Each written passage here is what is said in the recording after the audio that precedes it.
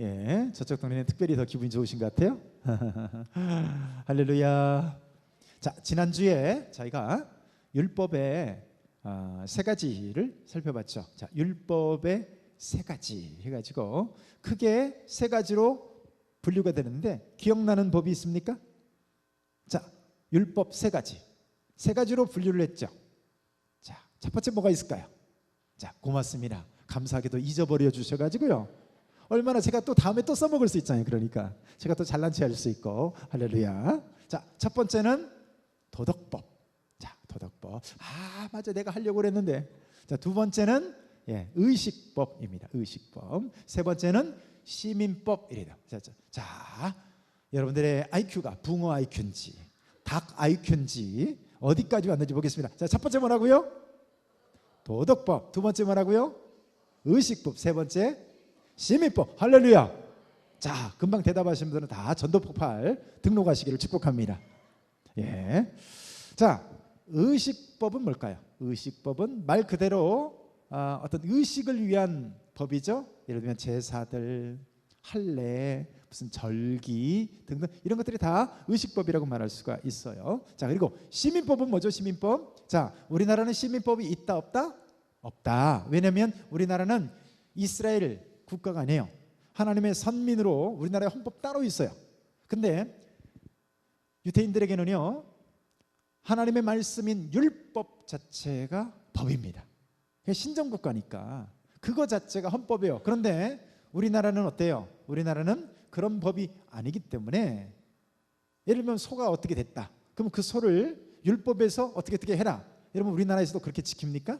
안 된단 말이에요. 그러니까 여러분, 그래서 예수님이 오신 이후에 여기 의식법과 그리고 시민법은요 그리스도 안에서 완성되었습니다. 따라서 해봅시다. 완성되었다. 자, 여러분, 제가 좋은 표현으로 완성되었다라고 얘기했어요. 조금 원색적인 표현을 하면요 폐지되었다 예요. 자, 율법이 폐지되었나요? 예, 맞습니다. 폐지되었어요. 에베소서 2장 15절, 골로새서 2장 14절 등등의 성경 구절을 보면요 율법이 맞춰졌다, 폐해졌다라고. 의문의 율법을 폐하사 이렇게 돼 있어요. 폐해졌어요. 근데 여러분, 모든 율법이 다 폐해진 게 아니라 사실 율법 자체는 다 폐해졌지만, 자, 도덕법은 어때요?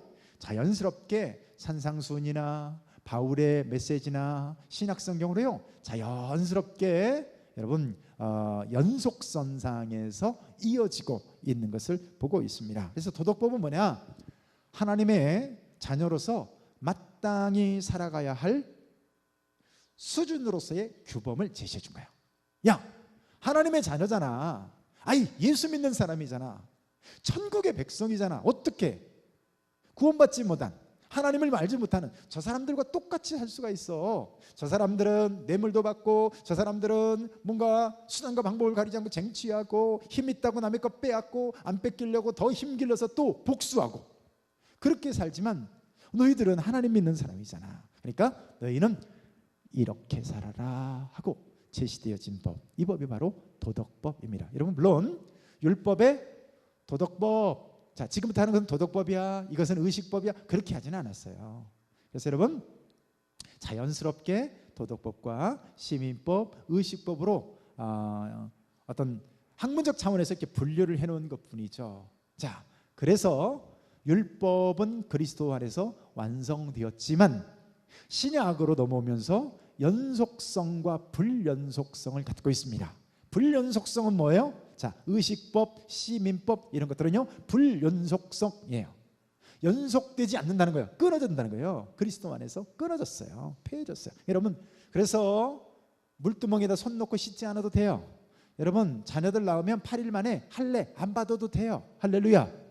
여러분, 안식일 안 지켜도 돼요. 할렐루야.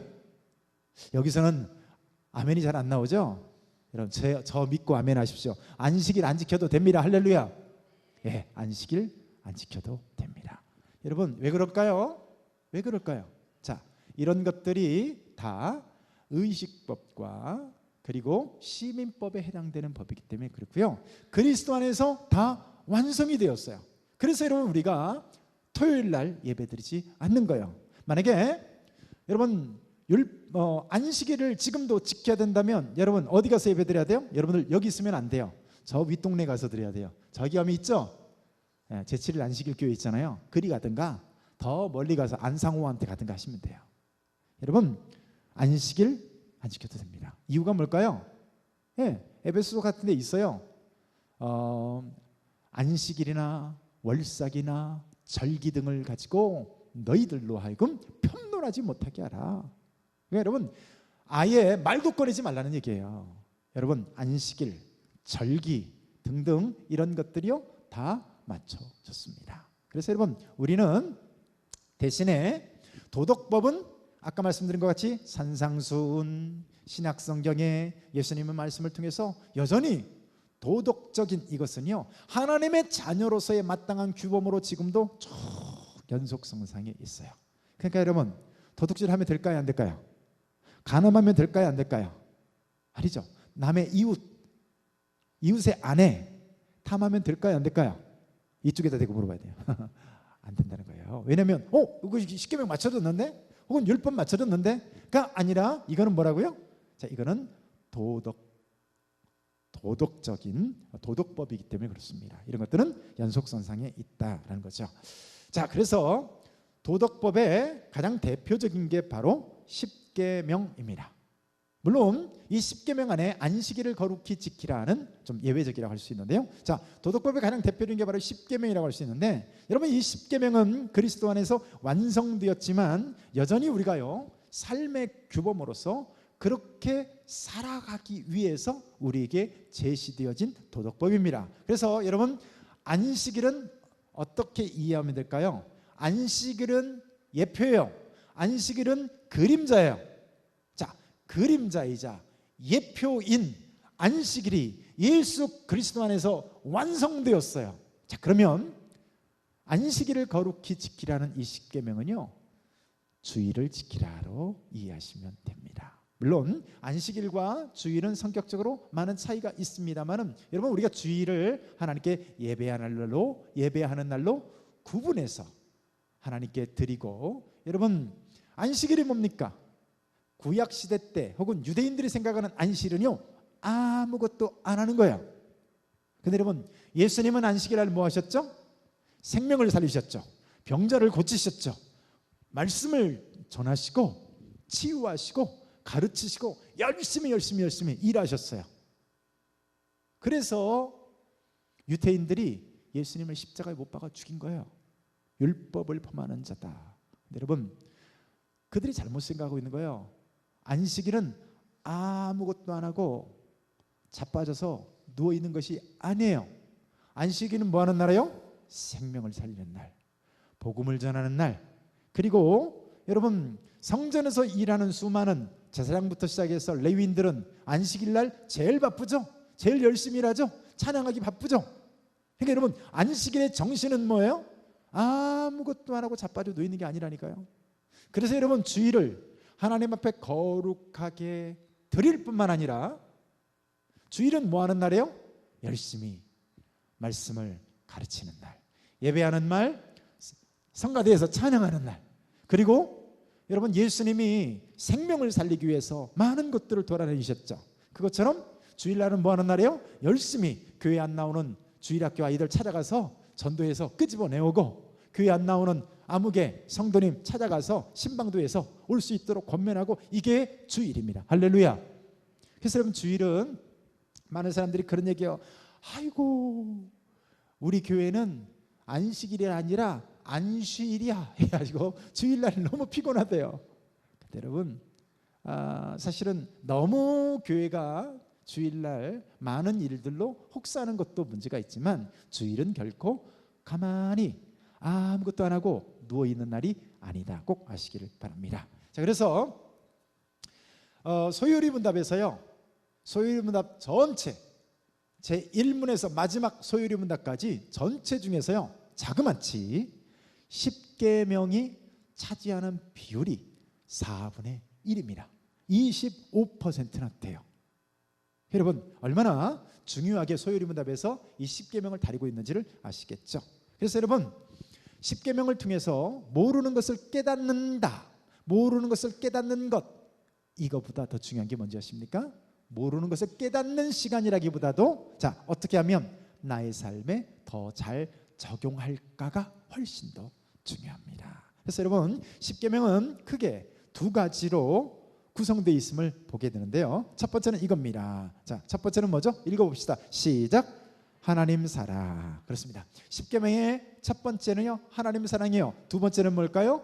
이웃 사랑. 그래서 여러분, 이 하나님 사랑이 제1계명에서 4계명까지, 이웃 사랑이 5계명에서 어때요? 10계명까지요. 4개, 6개 해서 10계명인 것을 보게 됩니다. 자, 그래서 오늘 45문의 질문은 뭐냐면요, 자, 함께 읽어봅시다. 시작. 첫 번째 계명은, 자, 읽겠습니다. 시작. 너는 나 외에는 다른 신들을 내게 있게 말지니라. 자, 이게 45문이에요. 자, 46문 같이 읽습니다. 시작. 첫 번째 계명이 우리에게 요구하는 것은, 다시 말해, 첫 번째 계명은 무엇이 요구되었나요? 제1계명에 무엇이 요구되었나, 그걸 살펴보는 거예요. 46분은. 그래서 함께 읽습니다. 시작. 첫 번째 계명이 우리에게 요구하는 것은 하나님을 유일하신 참 하나님으로, 그리고 우리의 하나님으로 알고 인정하라는 것과 그에 맞게 그분을 경배하고 그분께 영광 돌리라는 것입니다. 자, 우선은 쭉 써놨기 때문에 여러분들이 얼른 눈에 들어오지, 귀에 들어오지 않을 겁니다. 자, 그래서요, 여기 1계명에서 요구하는 것이 뭔가를 적어보면 이거요. 자, 유일하신 하나님에 대해서 알고 인정하는 것, 이게 제1계명이다 이거예요. 자, 1계명은 뭐예요? 유일하신 하나님에 대해서 알고 아는 것과 인정하는 것. 자, 이게 1계명에서 요구하는 의무라고 말할 수가 있어요. 자, 근데 여러분, 자, 유일하신 하나님에 대해서 알고 인정, 어디서 많이 들어본 것 같지 않습니까? 어디서 많이 들어본 것 같다 싶죠? 여러분, 첫 번째 소요리 문답, 인간의 주요 삶의 주된 인생 목적이 무엇입니까? 라고 묻는 질문 앞에 하나님을 영원토록 즐거워하고 그분을 영원토록 기뻐하는 것이다. 자, 우리가 살펴봤죠? 할렐루야. 고맙게도 여러분들은 다 까먹어 주시지만, 자, 그게 첫 번째 거고요, 가장 중요한 거예요. 자, 그런데 여러분, 그러니까 인간의 모든 정체성은 특강 소유리 문답이든 아니면 십계명이 되든 간에 어디에서 출발해요? 인간의 정체성은요, 하나님을 무엇으로 알고 있는가? 하나님을 어떻게 인정하는가? 자, 유일하신 하나님을 알고 인정하는 것에서 인간의 정체성은 출발하는 거예요. 여러분, 왜 사십니까? 왜 오늘도 그렇게 정신없이 달려가십니까? 어떻게 해야 우리가 행복해질 수 있습니까? 여러분, 이 모든 것들에 대한 해답이 어디 있어요? 제1계명에 들어있습니다. 무슨 얘기예요? 자, 언뜻 제1계명을 우리가 살펴보게 되면 여러분, 그것이 족쇄인 것 같고 우리들을 제한하고 뭔가 억압하고 속죄하는, 뭔가 이렇게 속박하는 것 같지만 아니에요. 여러분, 하나님을 알고 하나님을 인정하고 그분을 영원토록 즐거워하고, 이게 하나님의 명령임과 동시에요, 거기에 우리의 인간의 행복이 들어있어요.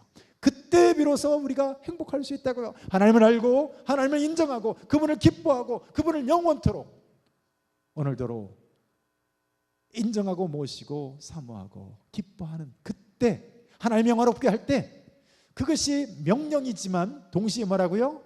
그때 우리가 행복해지는 존재라는 거예요. 우리가 그렇게 지음받았어요. 어머, 그런 법이 어디 있어요? 예, 하나님이 그렇게 지으셨어요. 우리 사람을 그렇게 지으셨어요. 어디서 행복하라고? 하나님 안에서.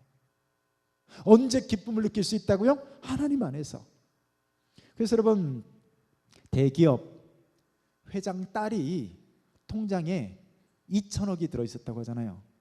여러분, 2천억에 11조만 여러분들에게 있어도 좋겠죠? 그죠? 20억만 있으면 좋겠죠? 우리 박정래 권사님이 제일 크게 끄덕거렸어요.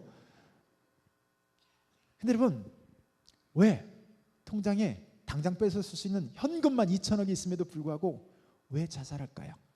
그러니까 그게, 그 돈이 인생의 목적이 될 수 없다는 걸 보여준 거예요. 그 많은 인기 좋은 연예인들이 왜 자살해서 죽을까요? 오빠 부대 막 쫓아다니고 막 사람들이 집 앞에서 장사진을 이루는데 왜 죽을까요? 며칠 전에 김주혁 씨가 사망을 했죠. 제가 그 한동안 1박 2일을 즐겨봤던 사람으로서 김주혁 씨가 사망하니까 좀 기분이 좀 이상하더라고요. 내 친구가 꼭 죽은 것 같이 막 느낌이 좀 그러더라고요. 근데 우리는 여기서 무엇을 알 수 있나요? 유명하다고 죽음이 비켜가지 않는다는 사실이에요. 유명하다고 비켜가지 않아요. 착하다고 비켜가지 않아요. 돈 많다고 비켜가지 않아요. 실제로 많은 사람들이 정상에 올라서 허무해하는 사람들이 너무 많은 거 아세요? 가져보니까 허무한 거예요. 얻어보니까 허무한 거예요. 결코 자신들이 생각했던 인생의 만족을 얻을 수 없는 것들을 느끼는 거예요. 왜 이렇게 허무할까? 나는 이제 무엇을 위해 살까? 이 인기를 위해서 한평생을 달려왔는데, 예전에 제가 한번 언젠가 가수 선예에 대해서 설명을 드린 적이, 그 예화로 주일 오전 예배 시간인가요? 말씀드린 적이 있는데요. 그 JYP의 원더걸스라고 아십니까? 그죠? 노바디 버추 모르죠? 예, 근데 그 원더걸스의 선예라고 있었어요. 이분이 이제 선교사님의 부인 사모님이 되셨습니다. 근데 이 친구가 13살에 이렇게 소속사에 들어가서 정말 인기를 얻기 위해서 열심히 6년인가를 트레이닝을 받았어요. 그리고 원더걸스로 데뷔를 했어요. 노바디 버추, 이 그 노래로 소위 얘기해서 정상을 찍습니다. 1등을 한 거예요. 그랬는데 이 선예의 마음은 늘 공허한 거예요. 이게 아닌데, 사람들은 가는 데마다 후레쉬를 찍고 사인해달라고 하고, 만나면 화성을 지르고 막 수많은 남성들이 그러니까 흠모하지만 가슴이 뻥 뚫려 있는 거예요. 이게 아닌데 왜 내 마음을 이렇게 공허할까? 이게 아닌데 뭐를 해도. 그래서 그러니까 이제 그냥 연습한 대로 기계처럼 하고 내려오는 거예요. 근데 하고 내려오면 더 큰 공허함이, 무대가 크면 클수록 더 큰 공허함에 시달리는 거예요. 나는 왜 사나? 나는 왜 이것을 하고 있나? 이게 뭐라고? 잠도 제대로 못 자면서 이런 갈등감에, 이런 갈등으로 시달렸던 것이죠. 그런데 여러분, 그가 놀랍게도 하나님을 만났습니다. 할렐루야. 하나님을 만나고 예수 그리스도 안에서 자신의 모든 죄 사함을 경험하고요, 특별히 인생이 왜 살아야 하는지, 어디서 왔고 어디로 가고 있는지 한 분명한 목적이 생기니까요, 눈동자가 달라져요. 인생을 사는 의미가 달라져요. 찌질하게 가난한 선교사 만나서 어디 IT인가 그쪽으로 선교를 떠났지만 어때요? 내면에 꽉 찬 행복이 있는 거예요. 이유가 뭘까요? 이거죠. 하나님을 알고 하나님을 인정하고 그분 안에서 유일하신 참 하나님을 이렇게 알고 믿고 감사하고 섬길 때 인생의 행복이 찾아오더라는 거죠. 여러분, 그래서 우리 제1계명에서 금지하는 것이 있죠. 자, 무엇을 금지할까요? 자, 부인하거나 영광 돌리지 않는 그것을 금지하고 있다는 거고요. 또 하나는 뭡니까? 자, 다른 자에게 드리는 것을 하나님은 금하고 계십니다. 나는 여호와니 우상에게 영광을 돌리지 아니하리라. 네, 나는 여호와니 다른 자에게 영광을 주지 않으리라. 박정호가 기가 막힌 찬양을 했죠. 나는 여호와니, 나는 여호와니 이는 내 이름이라. 나는 나의 영광을 우상에게 주지 않으리라. 더 하고 싶지만 나는 여호와니 우상에게 다른 자에게 주지 않으리라. 할렐루야. 하나님은요 주지 않겠대요. 빼앗기지 않겠대요. 그래서 그게 제 1계명인 거예요. 여러분 청년의 때로 돌아가고 싶지 않습니까? 얼굴 주름 없고 팽팽하고 힘있고 청년으로 돌아가고 싶은데 왜일까요? 왜 청년으로 돌아가고 싶을까요? 단순히 막 얼굴 팽팽하고 그것뿐일까요? 생각해보면 풋풋했던 연애 시절이 있는 것 같아요. 생각해보면 설레고 그때만큼 이렇게 좀 좋은 때가 또 없었던 것 같은데, 또 반대로 생각해보면 그때만큼 가슴 아프고 또 소갈이하고 상처받는 기간이 없는 것 같아요. 이유가 뭡니까? 내가 사랑하는 사람이 내가 아닌 다른 사람을 사랑하거나 나를 바라보지 않을 때 거기서 오는 섭섭함, 그리고 좌절감, 그리고 낙심, 그리고 서글픔, 상처 뭐 이런 것들이 있는 거죠. 여러분 그래서 하나님을 향해서 하나님은 뭐라고 말씀하시요? 때로는 질투하시는 하나님이다라고. 조금 전에 우리가 본문 가운데 읽었잖아요. 나 여호와는 질투하는 여호와다라고 말하잖아요. 여러분 하나님은 로봇이 아니에요. 하나님은 인격이십니다. 하나님은 인격이시기 때문에 질투하신다는 거예요. 무슨 얘기입니까? 나의 영광을 위해서 지음을 받은 인간들이 나를 경배하지 않고 인정하지 않고 나에게 영광 돌리지 않고 다른 우상에게 그것을 믿고 그것에게 절할 때 하나님은 인격을 가지신 분인데요 질투하신대요.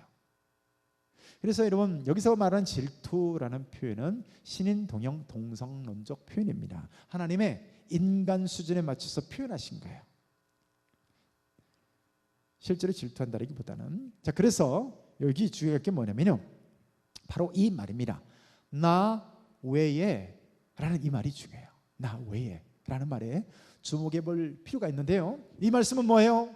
하나님 한 분만을 사랑하라는 거죠. 하나님 외에 마음에 품거나 어떤 것을 의지하지 말라는 거예요. 하나님을 최고의 자리로 모시라. 나 외에 다른 것들을 두지 말라는 거죠. 여러분 하나님보다 더 신뢰하는 것이 있으세요? 여러분 그게 바로요 우상이고 그게 바로 다른 신이에요. 제1계명이 뭐죠? 너는 나 외에 다른 신들을 내게 두지 말라. 이게 1계명이잖아요. 하나님 저는요 불상 앞에 가서 절을 한 적이 없거든요. 하나님 저는 무당 간 적이 무당한테 찾아간 적이 없어요. 하나님 저는 다른 신을 섬긴 적 없는데요. 여러분 하나님은 물으시는 거예요. 하나님보다 오늘 더 신뢰하는 그것이 바로 우상이다. 그게 바로 다른 신이다라고 하시는 거죠. 그래서 1계명에서 중요한 것 중에 하나가 저 단어입니다. 나 외에 라는 단어예요. 자, 2계명을 우리 한번 좀 살펴보는데요. 자, 2계명을 다루고 있는 것이 여기 49문에서 52문까지 전체를 다루고 있습니다. 그래서 이거를 하나하나 질문답 하면은 너무 복잡해지고 많기 때문에 자, 이걸 간단하게 좀 설명을 좀 하고 강의를 나가려고 하는데요. 자, 두 번째 계명이 뭐죠? 그 어떤 우상도 만들지 마라. 그 어떤 우상에게도 절하고 섬기지 말라. 이게 지금 49문이고요. 50문은 뭐예요? 두 번째 계명이 요구하는 게 뭐냐라는 건데요. 자, 받아들이고 순종하며 깨끗하고 완전히 지키는 것, 그것을 요구하는데, 자, 무엇을 순종하고 지킬까요? 모든 종교적인 예배와 규례고요. 하나님의 말씀 안에서 정하신 이런 모든 종교적인 예배와 규례, 이런 것들을 순종하고 지킬 거예요. 자, 금지하는 건 뭘까요? 하나님의 형상을 가지고 하나님을 예배하는 것, 그걸 금한다는 거고요. 또 하나는 뭐냐면 하나님의 말씀에 정하지 않은 다른 방법으로 예배하는 그것들을 일체 금한다. 이게 51문의 내용이고요. 자, 52문의 내용은 뭐냐면, 그러면 이것들을 지켜야 될 이유가 뭡니까? 라고 묻는다면 하나님이 우리를 주관하시는 분이고 소유하시는 분이고 그분께만 경배하기를 하나님이 열렬히 바라시기 때문이다. 이게 지금 49문부터요 52문까지의 내용이라고 말할 수가 있습니다. 여러분 좀 작아서 잘 안 보였지만, 자, 이런 전제하에 이제 설명을 좀 드렸으면 좋겠는데요. 자, 그래서 2계명은 자, 무엇을 말하냐면요, 사랑하는 방식을 말하는 거예요. 자, 1계명은 뭐였을까요? 사랑의 대상이 누구냐? 섬길 대상이 누구냐? 이게 지금 1계명이었다면요. 자, 2계명은 뭐예요? 2계명은 자, 그러면은 그 한 분만을 섬기라고 그랬는데 어떻게 섬길 것인가 하는 문제고요. 어떻게 사랑할 것인가, 사랑의 방식의 문제고 섬김의 문제라고 말할 수가 있습니다. 여러분 물어볼까요? 사랑은 어떻게 해야 될까요? 그 유명한 노래 있잖아요. 사랑은 아무나 하나. 그죠? 그래서 정답은 뭐예요? 사랑은 어떻게 해요? 사랑은 내 방식대로 사랑하는 것은 사랑이 아닙니다. 내 방식대로 사랑하기 때문에요, 상대방을 화나게 하는 거예요. 상대방을 가슴 아프게 하는 거예요. 여러분 사랑은 내 방식대로 하는 게 아니고요, 상대방에 맞춰서 내가 사랑하는 것을, 그게 진짜 사랑인 거예요. 아내는 올 때 사과 깨짝 사오고 선물 들고 오고 반지 사오고 이걸 원하는 게 아니라, 아내는 배려의 말 한마디, 칭찬의 말 한마디, 함께 공감해 주는 거, 이걸 원하고 있는데 남편은 뭐예요? 올 때마다 사과 사오고 그 다음 날은 귤 사오고 그 다음 날은 어때요? 이런 거 사와요. 그러면서 내가 당신을 얼마나 사랑하는지 알아? 이렇게 얘기하는 거예요. 여러분 그러면 그게 사랑일까요? 아니에요. 그걸 받을 때마다 어쩌면 화가 날 수도 있어요. 사랑은 내 방식대로 하는 게 아니에요. 사랑은 상대방이 원하는 방식대로 해야 그게 진짜 사랑입니다. 여러분 그러면 하나님을 어떻게 사랑할까요? 하나님을 사랑할 때 여러분 우리도 그런 얘기 많이 하죠. 하나님 내 방식대로 좀 하나님을 사랑하기 좀 제발 내버려 두세요. 근데요 아니에요. 내 방식대로 하나님을 사랑하도록 놔두면 어떻게 될까요? 인간은요 굉장히 제한적이고요, 인간은 이미 타락한 존재고, 인간은 미련해서 전혀 하나님이 원하는 방식이 아닌 것으로 사랑해 버리고 맙니다. 여러분 그것은 하나님을 사랑하는 게 아니라 오히려 하나님을 모독하는 결과를 낳는 거예요. 그래서 어떻게 해야 됩니까? 하나님이 원하는 방식대로 사랑할 때 우리는 그게 진짜로 사랑이다 라고 말할 수가 있는 거죠. 그러면 그래서 자 결국 이게 지금 1계명의 논리와 비슷하잖아요. 무슨 얘기냐면 내 방식대로 사랑하게 해주세요가 아니라 하나님이 원하는 대로 그 방식대로 따라가는 것이 진정한 하나님을 사랑하는 방식이고, 그때 비로소 우리도 복된 존재가 되고 하나님의 축복을 경험할 수 있다. 이게 지금 1계명의 논리와 같잖아요. 1계명은 뭐예요? 나 외에 다른 신을 내게 있게 하지 말고 다른 신을 섬기지 말아라. 이게 제한되고 억압하고 속박하는 것 같지만 실제로는 어때요? 하나님을 알고 유일하신 하나님으로 알고 인정하고 그분을 섬길 때 진짜 우리가 행복과 평안과 기쁨이 넘쳐오는 것처럼, 내 방식대로 사랑해 주세요가 아니라 하나님이 원하는 방식대로 우리가 섬기고 믿고 살아갈 때 진짜 우리에게 은혜가 있어요. 감사가 있어요. 찬양이 있고 진정한 기쁨이 넘친다는 겁니다. 여러분 그래서 결국 어떤 얘기냐면, 모든 하나님의 계명은요 하나님의 요구이기도 하지만 결과적으로 뭘까요? 하나님의 요구이기도 하지만 결국에는 그게 우리 인간들을 복되게 하는 것이다. 자, 이런 결론에 이를 수 있게 됩니다. 여러분 하나님만 섬기고 산다, 여러분 이게 억압일까요? 구속일까요? 자, 하나님만 섬겨라. 요한복음 14장 1절 말씀, 내가 곧 길이요 진리요 생명이니 나로 말미암지 않고는 아버지께로 올 자가 없다. 자, 이 말씀을 들으면서 기독교를 독선적이다 라고 얘기할 수 있고 그렇게 생각하는 사람들이 있지만 아니에요. 그대로 하나님만이, 예수 그리스도만이 유일한 생명이요 유일한 진리요 유일한 하나님의 길이라고 믿고 따라가는 것이 진짜 복되다는 것을 알게 된다는 거죠.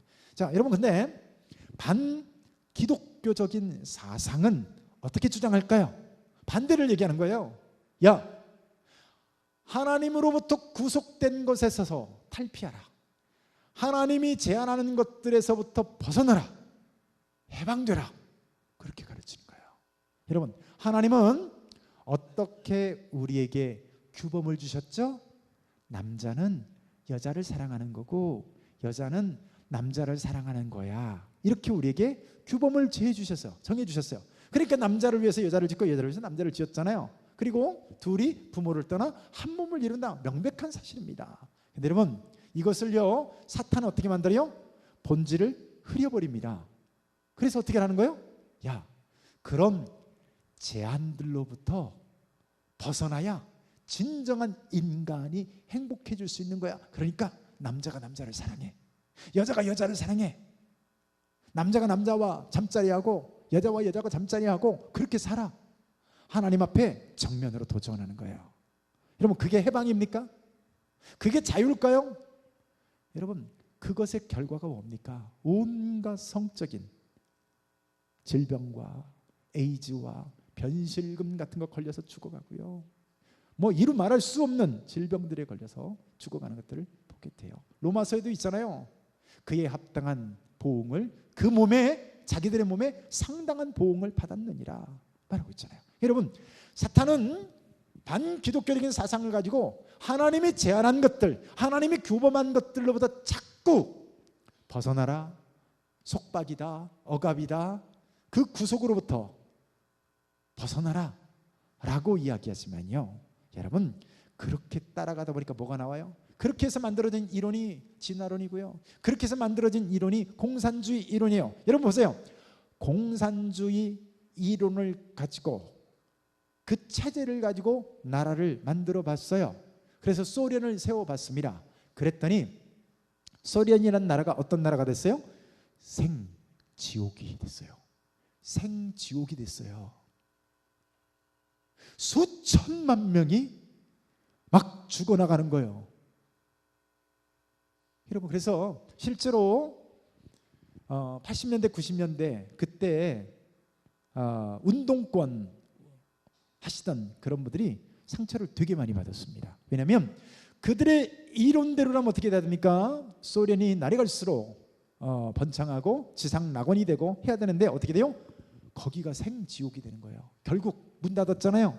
소련 해체되고 러시아만 딸랑 남았잖아요. 그래서 여러분, 하나님의 계명은 요구이자 동시에 축복인 거예요. 명령이다 동시에 그게 축복의 길인 거예요.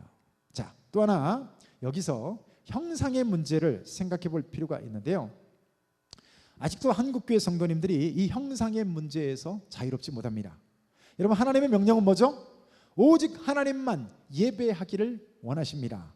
특별히 이 계명에서는 어때요? 만들어지고 새겨진 것은 어떤 형태라도 하나님은 금하고 계셔요. 자, 만들어지는 것, 만드는 것, 새겨지는 것, 새기는 것, 일체를 금하고 계십니다. 근데 여러분, 우리 죄성을 지닌 인간의 특성은 어떤 특성을 있냐면요, 꼭 눈으로 봐야 직성이 풀립니다. 눈으로 봐야 직성이 풀려요. 자, 그런데 하나님은 그런 것들을 절대적으로 금하고 계시거든요. 이유가 뭘까요? 자, 보세요. 인간이 자, 이게 하나님이다 라고 만들었어요. 근데 여러분, 만들어 놓은 것이 진짜 하나님으로 표현할 수 있을까요? 첫 번째 문제는 제대로 표현할 수 없다는 문제죠. 두 번째는 문제입니까? 제대로 표현하지 못하니까 잘못된 인식을 낳을 수밖에 없다는 거예요. 다시 말해서 오해해서 하나님을 인식하도록 만드는 거예요. 여러분, 모세가 십계명을 받으러 시내산으로 올라갔습니다. 백성들이 두려워합니다. 그래서 아론을 협박합니다. 보이는 신을 만들어라. 그래서 아론이 어쩔 수 없어서 금송아지를 쫙 만들어놨어요. 그리고 이렇게 합니다. 이 금송아지가 우리를 애굽에서 인도해낸 신이다, 여호와다, 이렇게 말하는 거야. 자, 보이지 않는 하나님을 보이는 뭔가로 만들었어요. 뭔가로 만들었더니 뭐가 나와요? 소가 나와요. 소. 그러니까 여러분, 인간이 뭔가를 만들면 하나님을 제대로 표현할 수 없을 뿐더러 만들어진 그것 때문에 하나님을 오해하게 됩니다. 그래서 하나님은 어때요? 늘 말씀이라고 하는 방식으로 우리에게 주십니다. 이게 최선이에요. 여러분 보세요. 하나님이 우리에게 진리를 주시는데 진리 전달 수단으로 왜 그림을 주시지 않았을까요? 그림 한 장으로 딱 압축해서 주시면 얼마나 좋을 것 같아요. 왜 그림으로 주시지 않았을까요? 왜 수수께끼로 주지 않았을까요? 왜 퍼즐로 주지 않았을까요? 하나님은 오직 뭘로 주세요? 말씀이라고 하는 이 수단을 통해서 우리에게 주십니다. 그래서 여러분, 하나님 어떻게 한다고요? 이 형상을 일체 새기지도 만들지도 말라고 하죠. 자, 그렇다면 저 옆 동네에 있는 천주교는 어떻게 된 거죠? 자, 천주교는요, 자, 이런 것들을 보세요. 여기 보니까 마리아 숭배 사상을 AD 431년에 자, 십자가도 숭배의 대상으로, 마리아도 숭배의 대상으로 도입을 합니다. 하나님 어떻게 말했어요? 숭배하지 말라고 그랬는데, 만들지 말라고 그랬는데, 섬기지 말라고 그랬는데, 십자가도 숭배를 합니다. 마리아도 숭배를 합니다. 그것뿐입니까? 수많은 성인들의 형상을 만들어요. 베드로를 만들었고, 베드로의 발가락을 만지면서 기도하면 응답된다라고 가르치고요. 바울의 형상을 만들어 놓고 어쩌고 이렇게 하는 거예요. 헤아릴 수 없는, 천주교에 가면 들어가면서부터 온통 그림부터 시작해서 다 그런 걸로 가득 차 있어요. 어떻게 이럴 수가 있죠? 자, 보세요. 천주교에서 사용하고 있는 십계명과 우리 교회에서 가르치고 있는 십계명을 비교를 한번 해보시죠. 무슨 얘기일까요?